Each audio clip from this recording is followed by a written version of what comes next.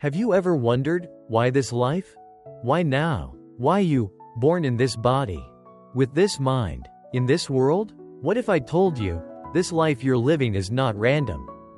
It's not an accident. It's not your first. According to the Buddha, this very moment you're breathing is the result of countless lifetimes. Thousands. Each one shaping the conditions for your rebirth today. You didn't just appear. You arrived, carrying the seeds of karma, the weight of choices made long ago.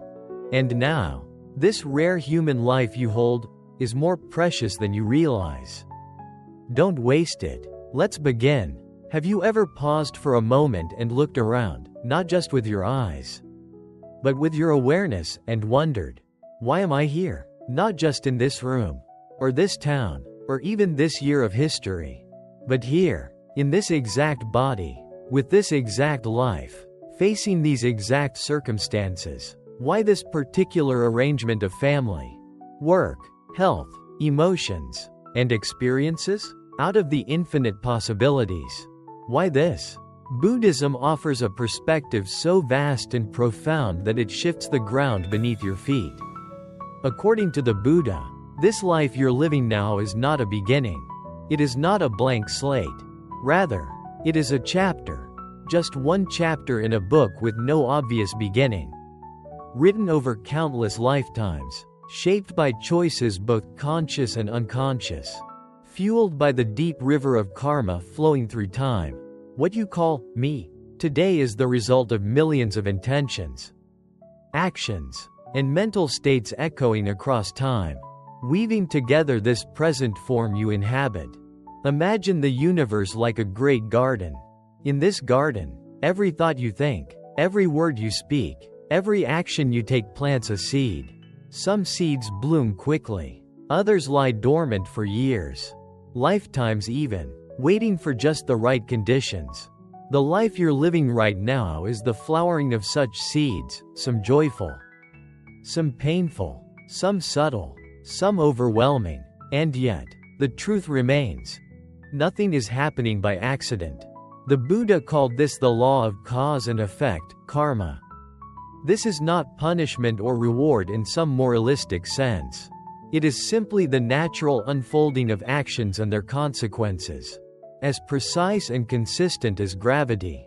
In this way, your current life is not a random lottery. It's not fate in the sense of something imposed upon you by some outside god or force. Rather, it's the unfolding of your own story. The continuation of a journey that has no beginning. What you are experiencing right now is deeply personal. It's the reflection of your own inner landscape, mirrored back to you through the circumstances of your outer life. Think about it. Why are you drawn to the people you are drawn to?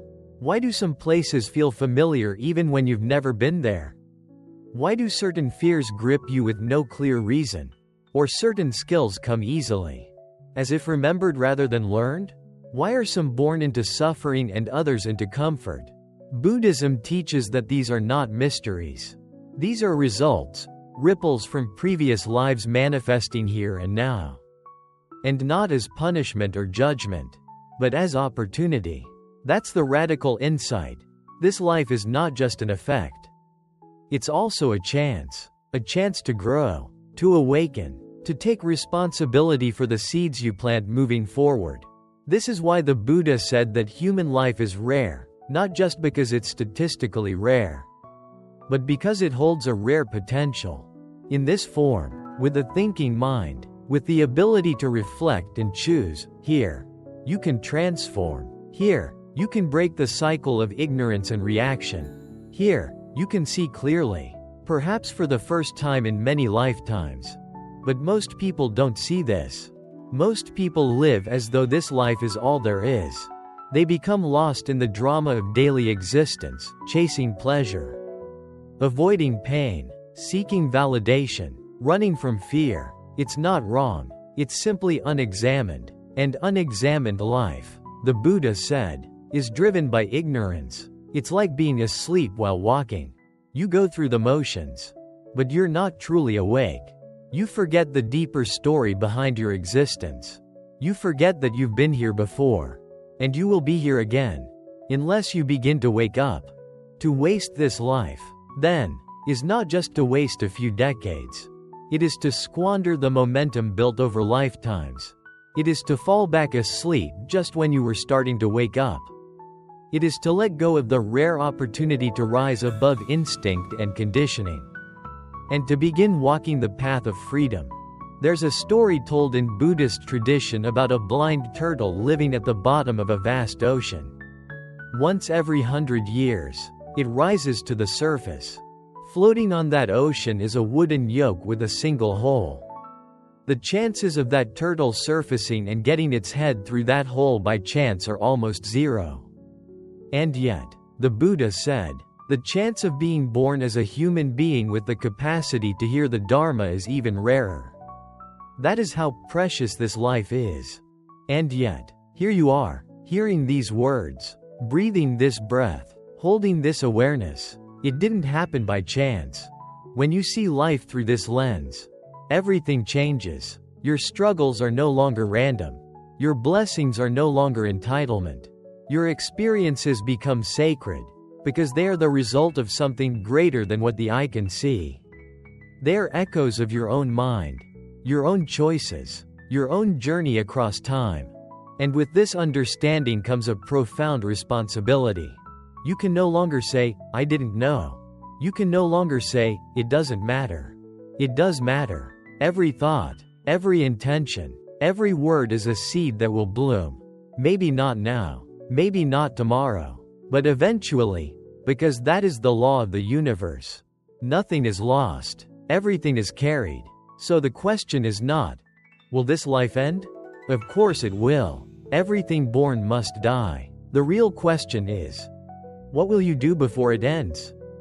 Will you live with awareness? Will you plant the seeds of peace, compassion, wisdom? Will you recognize that you are the gardener of your own destiny, not in a grandiose or controlling way, but in a quiet, steady, powerful way? This is what the Buddha realized under the Bodhi tree.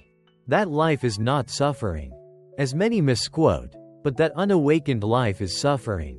Life without understanding, life without mindfulness, life driven by craving and fear.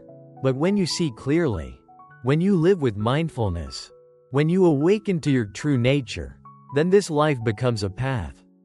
Not a trap, a bridge, not a prison, a rare doorway to something beyond birth and death.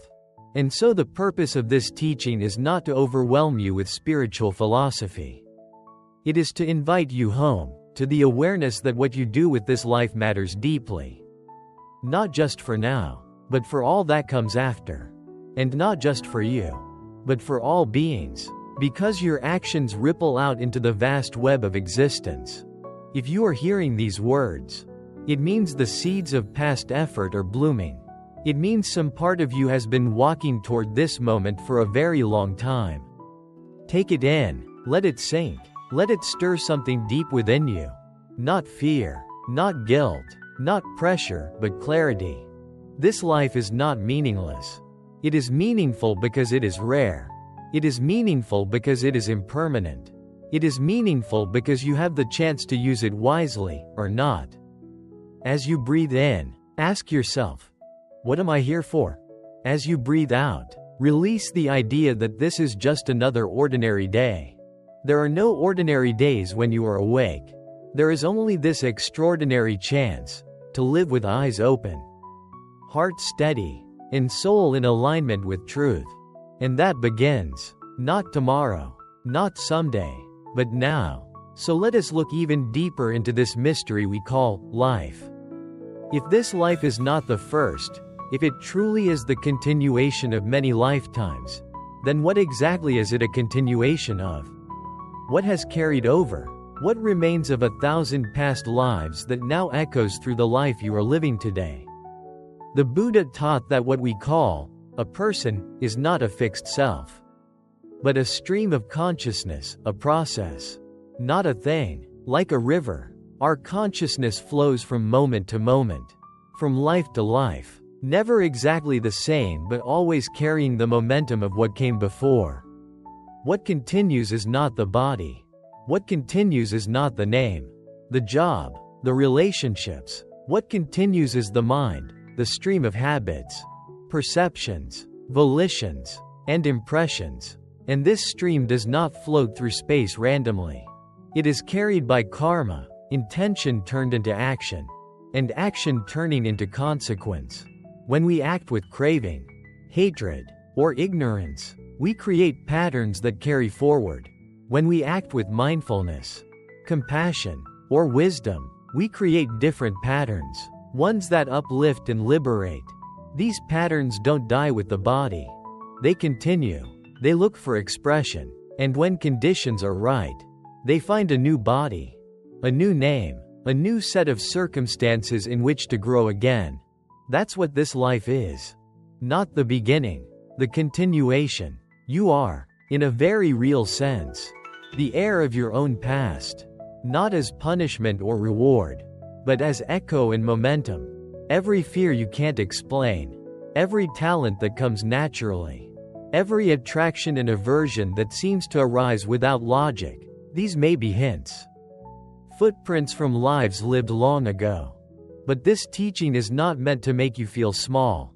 On the contrary, it is meant to awaken awe, because if this is the result of many lives, then think of the effort it took to arrive here. Think of how many times your consciousness could have followed the pull of lower realms, into anger, greed, confusion.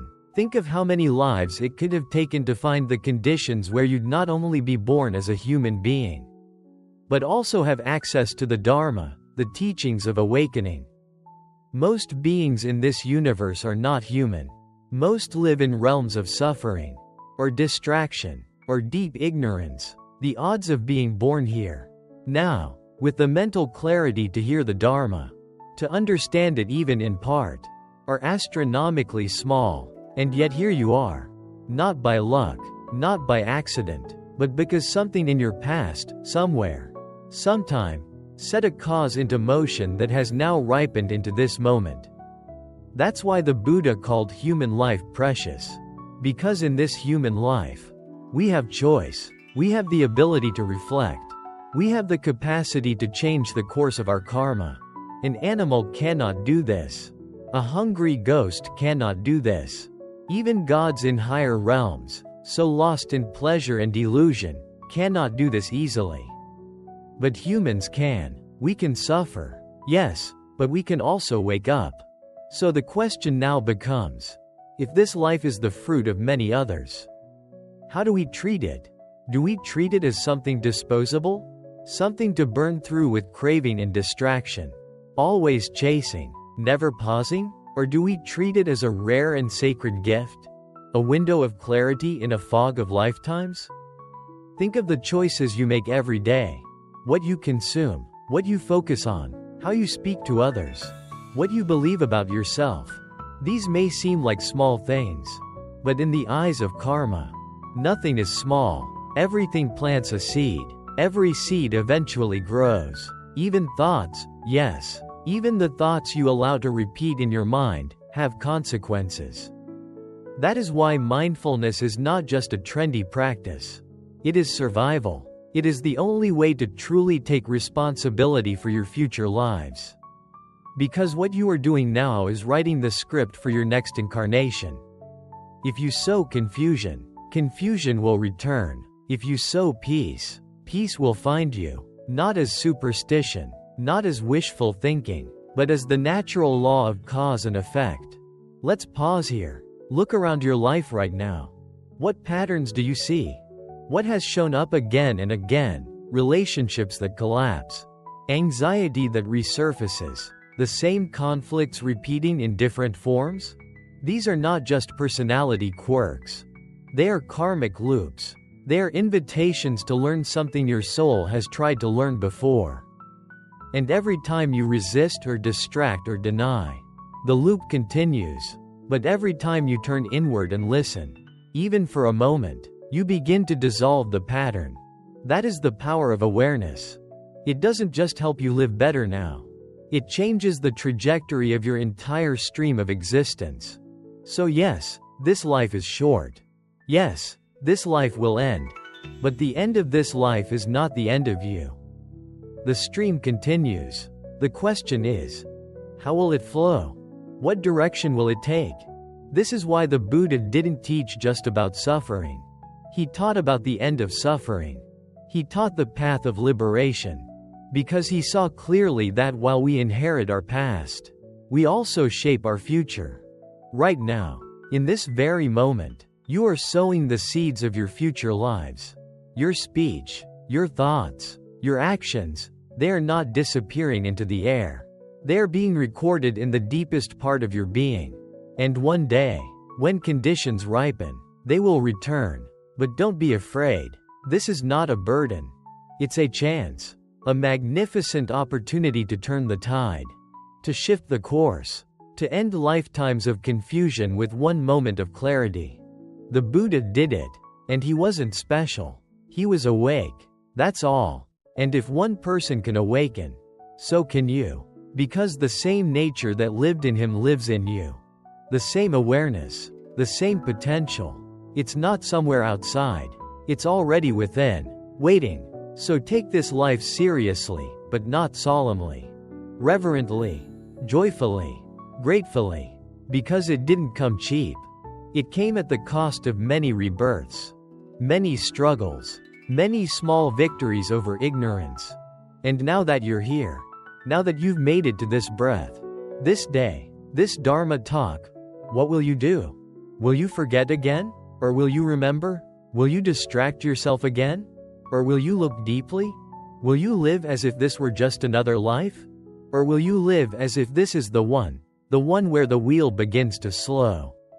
Where the flame of wisdom finally ignites? You already know the answer. It's the one that brought you here. So honor it, and begin again. If karma is the invisible thread that connects our past, present, and future, then the signs of our past actions must, at some level, be visible in our lives today. And if we learn how to look, not with judgment but with awareness, we can begin to trace the outlines of the story we've been writing across lifetimes. So where do we look? The Buddha taught that our present life is the most accurate mirror of our past intentions. Not in some symbolic or esoteric way, but in very practical terms.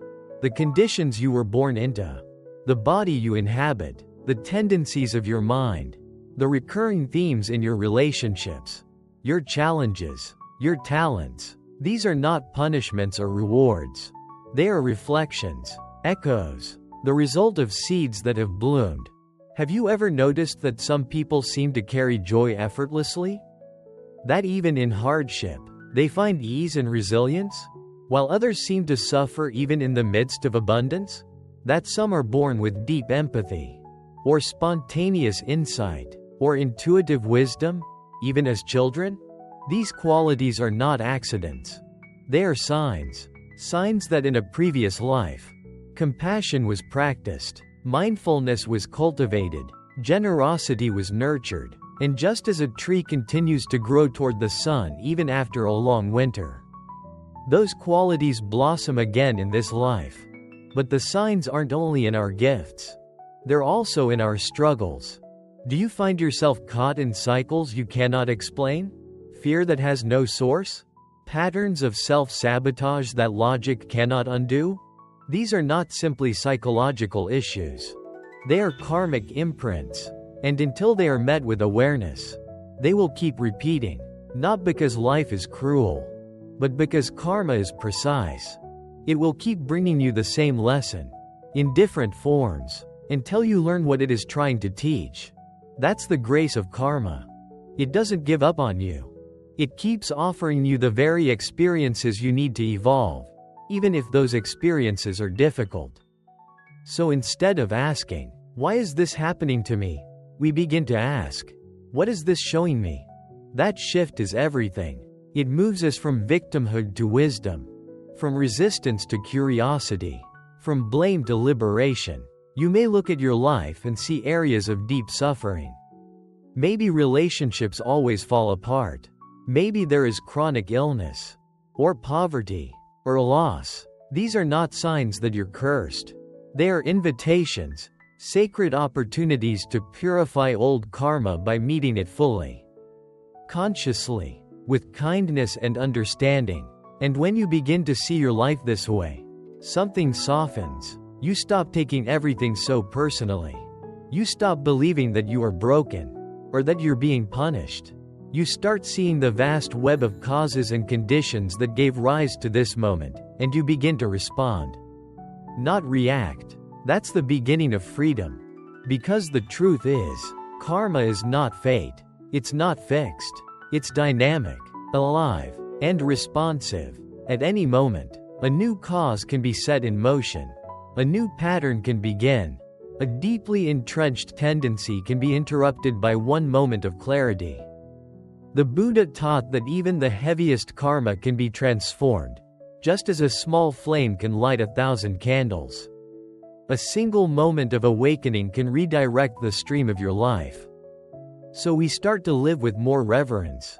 We start to pay attention. We start to notice what we're planting, not just in our actions, but in our thoughts. Because the mind is where karma begins. If you want to know your past, look at your present. If you want to know your future, look at your present mind. That's what the Buddha said. Not to scare us, but to empower us. Because it means that nothing is set in stone. It means that your life, however difficult, however blessed, is alive with possibility. You don't have to keep repeating the same loops. You can choose differently. Right here, right now. Every breath is a fork in the road. Every response is a turning point. Every moment of mindfulness is a karmic revolution. And yet, most of us don't live this way. We live on autopilot. We live by habit, reacting to life based on unconscious patterns, old wounds, and societal conditioning. That's why spiritual practice is essential. It's not about being holy or pious. It's about becoming awake. It's about seeing the hidden mechanics of your suffering and interrupting them with presence. This is why meditation matters. Because in meditation, you see clearly what is usually hidden. You notice how quickly judgment arises. You see how the mind grabs for distraction. You feel the pull of craving, the sting of aversion, and instead of following those impulses, you watch them, you breathe with them, you allow them to rise and fall. And something miraculous begins to happen. The patterns start to loosen. The grip begins to soften. And in that space, something new emerges. Choice, freedom, clarity. This is the purification of karma, not through rituals or beliefs, but through awareness, through seeing deeply into the nature of mind, and choosing to respond with wisdom instead of reactivity. And when you live this way, the signs begin to change. The outer world starts to reflect your inner clarity. Your relationships become less about validation, more about presence. Your challenges become less about punishment, more about practice. Your life becomes less about surviving, and more about awakening. This is what the Buddha called the path. A path not laid out in the stars, but in the choices of your own heart and mind. And every step you take on this path plants seeds for future steps. Seeds of compassion, seeds of patience, seeds of courage. And yes, even when you fall, because you will fall, those falls become part of the path too. Because what matters is not perfection. What matters is intention. What matters is returning, again and again, to this breath, to this moment, to this awareness. So let your life speak. Let your struggles reveal your deepest lessons. Let your joys remind you of what you've already planted well. And above all, let this life, this precious, miraculous life, be the one where you stop repeating the past and start creating the future. Not from fear, not from ambition, but from clarity, from love, from a quiet knowing that you are here for a reason. Not a grand reason, not a dramatic mission, but a simple, powerful invitation to wake up, to stay awake, to help others awaken, and to live, not as if this life were random, but as if it were the result of 1,000 others who dreamed of getting here. Because it is. You are the prayer answered, the effort realized, the hope fulfilled. Now, honor that. With every breath, with every choice, with every seed you plant. So the question gently rises within. Are you truly living this life? Or are you merely passing through it? It's an uncomfortable question, but a necessary one. Because too often, we confuse existing with living. We confuse stimulation with meaning. We confuse activity with awareness. And without knowing it, we move through the world like ghosts, half awake, half alive, surrounded by experience but untouched by depth. To waste this life doesn't always look dramatic. It rarely looks like catastrophe. More often, it looks like distraction, constant movement without purpose, constant craving without satisfaction, days that blur into weeks, weeks that blur into years. And all the while, something inside quietly asks, what am I doing with this precious time? Modern life makes it so easy to stay distracted. With every new app, every new piece of news, every opinion and debate and dopamine hit, we fill the silence. We avoid ourselves. We chase 100 versions of success, hoping that somewhere along the way, we'll stumble into happiness. But the Buddha's message is clear. Happiness does not come from more. It comes from less, from stillness, from seeing, from being in right relationship with your own mind. This is why the Buddha left his royal life, not because it was wrong to have pleasure, but because he saw that no amount of pleasure could fill the space of spiritual emptiness. And that's the same realization waiting quietly in the heart of every human being who pauses long enough to feel it. You may have moments when everything goes quiet, the middle of the night, the pause between achievements, the stillness after loss, and in those moments, you sense it, that subtle truth, that all you're chasing has not brought you peace. That your busyness has kept you from the one thing you truly long for, wholeness. A sense of belonging not just in the world, but within yourself. This is not a condemnation. This is a calling back to the present, a calling back to simplicity, a calling back to the path. To live this life fully is not to pack it with events, accomplishments, or experiences. It is to inhabit it. To wake up in the morning and truly know you are alive. To walk with awareness. To speak with intention. To love without clinging. To hurt without closing. To engage without losing yourself. It means being willing to feel life as it is, not just the pleasant, but the real. Because when you're fully present, even suffering becomes a teacher. Even boredom becomes profound. Even silence begins to sing. That's what it means to live instead of wasting. And no one can define that for you. No book, no teacher, no belief system. Only you know whether you're living with depth or drifting in habit.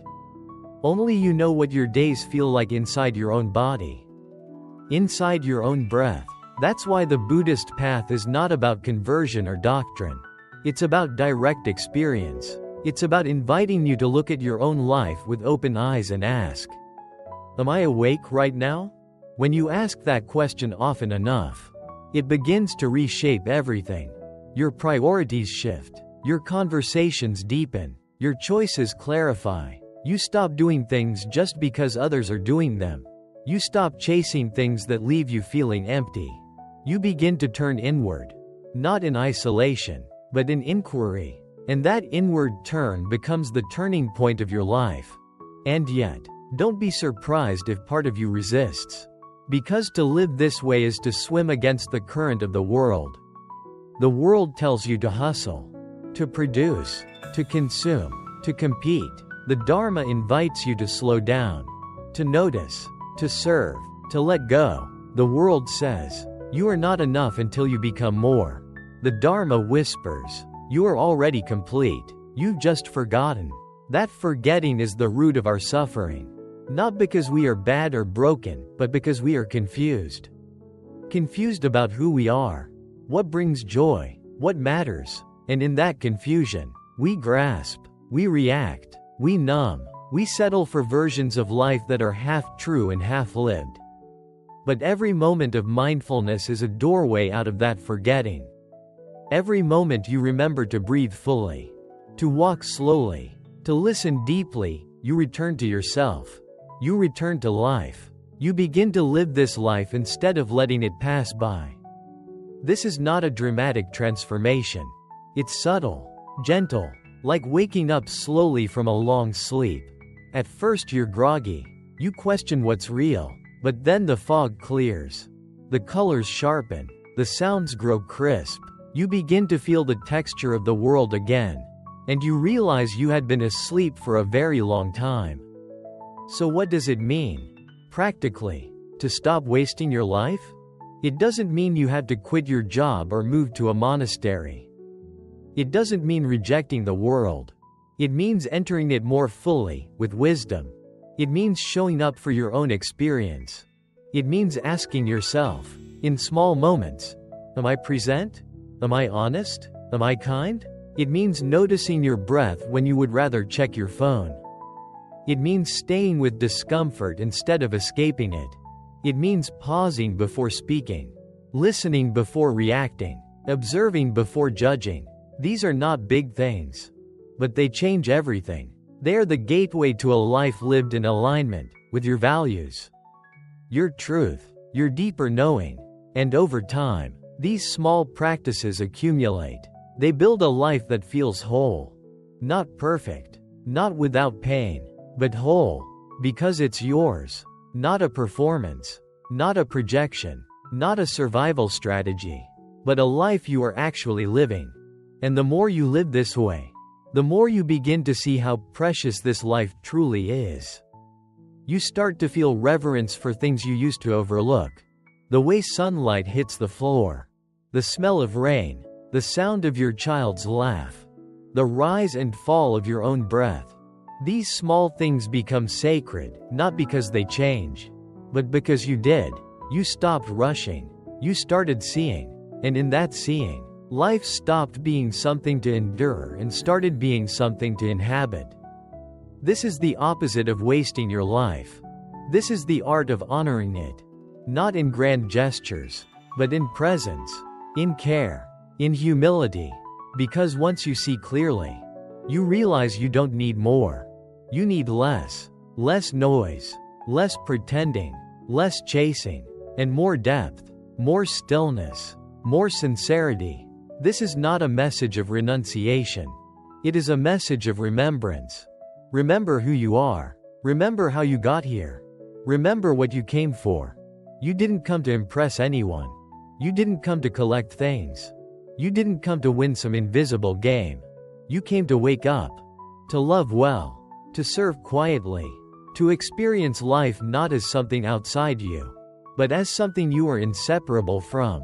You came, whether you remember it or not, to use this rare life to plant seeds for the next. Not in fear, not in pressure, but in trust. That every breath you meet with awareness creates peace. That every step you take in mindfulness builds freedom. That every act of kindness ripples into lifetimes. So ask yourself, again and again, am I awake? And when the answer is yes, even for a breath, let that breath count. Let it matter. Let it remind you that this is your life. Not tomorrow. Not someday. Now. And now is enough. Because now is sacred. Because now is the result of 1,000 others who dreamed of just one more chance to wake up. And that chance is you. What is it that makes a life truly meaningful? That question sits at the heart of so many spiritual journeys. And yet most people rarely stop to ask it directly.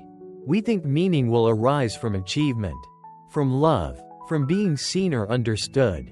But even when those things come, and sometimes they do, they often leave a quiet emptiness behind. As if whispering, there is more.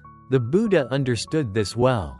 He saw how even the most pleasurable experiences eventually fade. He saw how the conditions of life, health, status, praise, beauty, are always shifting. And so he invited us to look deeper. Not to reject the world, but to stop expecting it to satisfy what it cannot. Instead, he pointed us inward, toward the one place meaning can truly take root: awareness. To be aware is not simply to notice the world around you. It is to be rooted in presence. To know, directly and without confusion, that you are here, and that here is sacred. Most people live as if their real life will begin tomorrow. As if today is just a rehearsal. As if they're waiting for the perfect conditions before they begin paying attention. But this is the great misunderstanding. There is no tomorrow. There is no someday. There is only this breath, this body, this moment. And when you meet it with full awareness, even the simplest act becomes holy. Washing a dish, walking across the room, sitting in silence. These things are not distractions from life, they are life. And when you meet them with presence, something shifts. The ordinary becomes radiant. The mundane becomes meaningful. Because it is no longer being filtered through your habits. It is being seen as it is. This is what it means to live with a mind that is awake. And when the mind is awake, meaning is not something you chase. It's something you bring. You don't ask life to fulfill you. You show up to fulfill life. Not through grand gestures, but through attention, care, presence. These are the true currency of spiritual wealth. There is a term in Buddhism, precious human rebirth. It means this specific kind of life, a human birth, with access to teachings, and the mental capacity to reflect on them, is incredibly rare. You could have been born in countless other conditions, as an animal, where instinct rules and reflection is impossible, in a realm of overwhelming suffering or pleasure, where clarity is out of reach, or simply in a place or time where the Dharma never enters your ears. But you weren't. You were born here. You are hearing these words. That means something.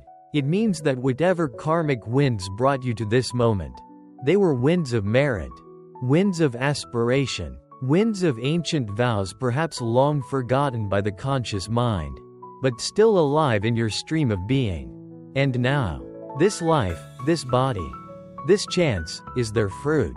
So the question becomes, what will you do with it? Because the truth is, most people do waste this rare rebirth, not through malice or laziness, but through forgetting. They forget how rare it is to be born a human. They forget how fragile this body is. They forget how quickly time passes. They forget that no one is promised tomorrow. And so they put off their spiritual lives. I'll meditate when things slow down. I'll get serious about inner work after this next promotion. I'll start really living after I heal. After I retire. After I find the right partner. But death doesn't wait for our plans to align. It comes when it comes. And when it does, what will matter? Not how many likes you got. Not how big your house was. Not how admired you were by others. What will matter is how present you were. How kind you were. How deeply you touched the lives around you. And whether you used this precious life to wake up, even just a little. This is why the Buddha taught contemplation of death, not to scare us, but to wake us up, to help us see that impermanence is not an enemy, but a teacher, that knowing life will end is what gives it urgency, that knowing this breath may be your last is what helps you meet it with love.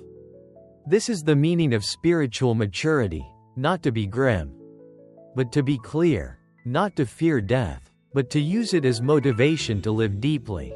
Not to be obsessed with the afterlife, but to realize that this is the afterlife of your past, and the seedbed of your future.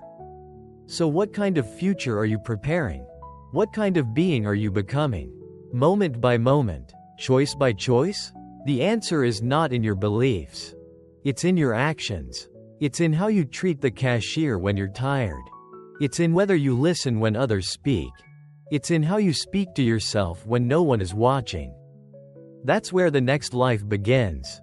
Not in a distant heaven or hell, but right here, in the fabric of your days, in the quality of your mind. And that is incredibly empowering. Because it means you don't have to wait to become spiritual.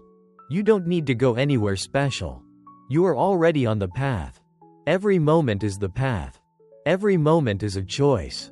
And the more you choose awareness, the more your life becomes aligned with the Dharma, not just as a set of teachings, but as a living truth vibrating through your actions. You begin to see that spirituality is not separate from daily life. It is daily life, lived with depth, with honesty, with clarity. You begin to see that every interaction is a field of practice, that every irritation is a teacher, that every loss is a mirror showing you where you cling, that every joy is a reminder of how fleeting beauty is, and how precious. And slowly, something shifts. Your life begins to feel less like a problem to solve, and more like a sacred journey to walk. You stop needing everything to be perfect. You stop needing people to act a certain way. You stop needing your story to unfold the way you imagined. Instead, you begin to trust life as it is. You begin to walk with open eyes, open hands, open heart, and in that openness, meaning rushes in, not because life gave you more, but because you started paying attention to what was already here. This is the miracle of mindful living. It takes nothing extraordinary, and yet it transforms everything. So don't wait for your life to become more spiritual. Bring your spirituality into your life, into how you wake up, into how you work, into how you listen, into how you forgive, into how you begin again. After falling down, because you will fall down, you will forget, you will get caught, but each time you remember, even for a moment, you shift the course of your future. Each moment of remembrance is a small awakening, and many small awakenings, over time, become a new way of being, a new stream of karma, a new way forward. This is how you honor your 1,000 past lives, not by obsessing over who you once were, but by living this life well. This life that so many beings long for. This life that so many beings never reach. This life that you now hold in your hands. It is not yours to waste. It is yours to live, to love, to awaken through. Let that truth settle. Let it take root. Let it guide you into the next breath and beyond. Sometimes, when people hear about karma, past lives, and future rebirths, they feel overwhelmed. It can feel too vast, too distant, like something that belongs to monks or mystics. But the truth is, karma is not some cosmic bookkeeping system. It's simply the law of cause and effect. And you are living it right now. You don't need to believe in reincarnation to see it working. Just look at your own day. When you wake up and begin the morning with anger, how does the rest of the day unfold? When you speak with patience, how do people respond? When you choose to listen instead of react, what happens in your relationships? These are the visible, immediate effects of your mind in action. And these effects ripple outward, not just in this lifetime, but beyond. The energy you cultivate doesn't end when the day ends. It forms a pattern, a habit, a tendency. That tendency continues. And over time, it becomes your character. It becomes your path. It becomes the direction your consciousness flows toward when this body fades. That's why the Buddha didn't teach us to focus on the distant future. He taught us to focus on this moment. Because the next life is not built in some abstract realm. It is built right here. In how you speak, think, and act, now. That realization is both humbling and empowering. It means there's nowhere to hide from yourself. But it also means you don't need to wait for some grand spiritual experience to start changing your karma. You just need to meet this moment differently. When you're stuck in traffic, can you breathe instead of curse? When someone disappoints you, can you soften instead of attack? When your own mind turns dark, can you stay instead of run? These are the real thresholds of awakening. Not on a mountain, not in a temple, but in the ordinary moments of frustration, joy, silence, uncertainty. Each one is a fork in the road. Each one is a chance to build a future of peace, or a future of struggle. This is why mindfulness is not optional. It's essential, because without it, You will live on autopilot. And autopilot is ruled by habit. And most of our habits are not enlightened. They were shaped by fear, by conditioning, by survival. They may have served us once, but now they just repeat old karma. With mindfulness, you interrupt that cycle. You pause. You see clearly. You respond instead of react. And in that pause, everything changes. This is not easy. It takes courage. Because awareness reveals things you might prefer to avoid.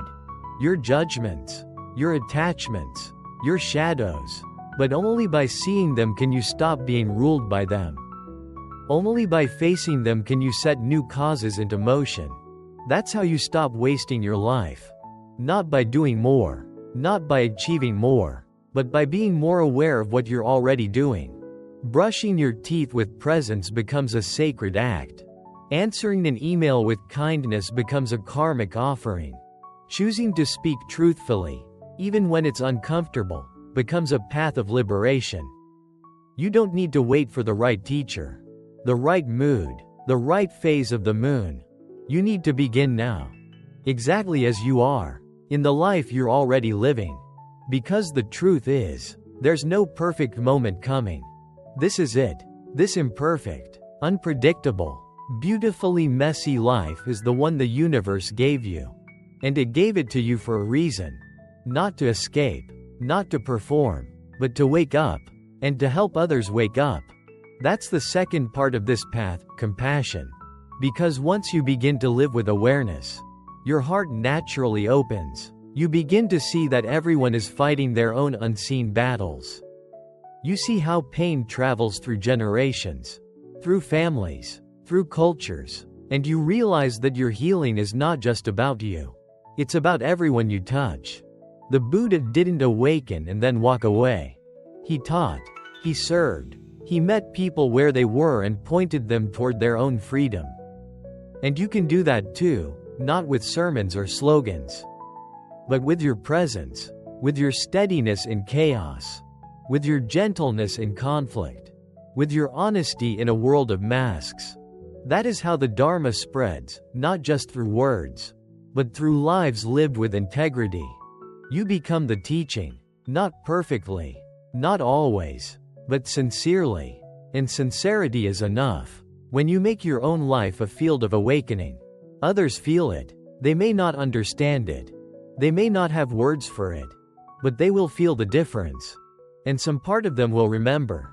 Because just like you, they too are the result of 1,000 lives. They too are longing to wake up. They too are waiting for someone to remind them that life is more than survival. And you can be that reminder. Not by preaching, not by fixing, but by being present in your own body, by being honest in your own mind, by being kind in your own speech. That is enough. That is how the world shifts, one mind at a time. And even if the world doesn't shift, you do. And that's what matters. Because your consciousness is what continues. Your thoughts are not private. They echo.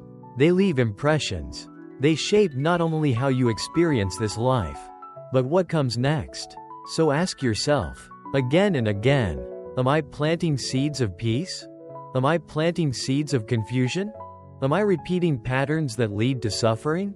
Or am I choosing, even in small ways, to break the chain? These questions are not to shame you. They're to awaken you, to remind you that you are powerful, not in a worldly way, but in a spiritual way. Because you carry within you the ability to change the direction of your entire karmic stream. Right now, right here, with one breath, with one act of honesty, with one moment of compassion. That's all it takes. Not to reach enlightenment overnight, but to begin moving in the direction of freedom. And every moment you choose that direction matters. Even when you fall, even when you forget. Because every return is stronger than every mistake. Every conscious step plants a new seed. And one day, those seeds will bloom. Maybe in this life, maybe in the next. But they will bloom. Because that's the law. And the law is kind. So be kind too. To yourself. To others. To this fleeting, Sacred life. It won't last, but it will continue. And what you do now will echo long after this body is gone. So let it echo love. Let it echo wisdom. Let it echo peace. You don't need to be perfect. You just need to be present. And from that presence, everything will change. At this point in our journey together, there's something deeply silent that arises. A stillness that doesn't need more words. Just this quiet, profound recognition. You are here. Truly here. And for the first time in a long while, you are not lost in the noise. Not rushing to be someone else. Not caught in the endless loops of what was or what might be. You are in your own life. Awake. And that, just that, is everything. Because this is the truth most people miss. Awakening is not a thunderclap. It is not some cosmic revelation that rips open the sky. Most often, it is a breath, a pause, a moment when the mind quiets. And you realize, you were always enough. Life was always sacred. You had just been looking through the wrong lens. The Buddha did not become enlightened because he gained something new. He became enlightened because he let go of what wasn't true. He let go of the illusion of permanence, the illusion of control, the illusion of separateness. And when those illusions dissolved, what remained was clarity, compassion, boundless peace. That same clarity is available to you. Not tomorrow. Not in your next life. Now. Here. In this breath. This is the ultimate gift of human birth. That the door to freedom is always open. Even when you feel far from it. Even when your mind is clouded. Your heart heavy. Your life uncertain. The door is still there. And all it takes to enter is to stop. To return. To see. But of course, you will forget. You will fall asleep again. That's what minds do. That's what karma does. It repeats. It reenacts. It seduces you back into old patterns. Old fears. Old beliefs. And that's okay. Because awakening isn't about never falling. It's about remembering faster. Returning more gently. Forgiving more deeply. You don't need to be free of struggle to walk the path. You just need to walk it with your eyes open. You just need to be honest about where you are. You just need to take one step. And then another. And trust that even small steps, when walked in the right direction, will carry you across lifetimes. This life, the one you are living now, is rare not just because of its human form, but because of the inner conditions that brought you here. Somewhere, in some forgotten past, you made a choice, a prayer, a vow. You reached toward wisdom. You reached toward truth. And that reach rippled through time until it became this moment. So honor that reach. Honor that part of you that never gave up. That kept moving, even through lifetimes of confusion, pain, and forgetting. That kept seeking, even when the world told you to stop. That part of you is not small. It is your Buddha nature. And it is alive. Now, waiting only for your recognition. You don't need to become someone else. You don't need to get rid of your flaws. You just need to wake up to what's already here. Your breath, your heart, your capacity to love, to see, to be. And from that awakening, you begin to live differently. You begin to live with reverence. Not just in temples, but in traffic.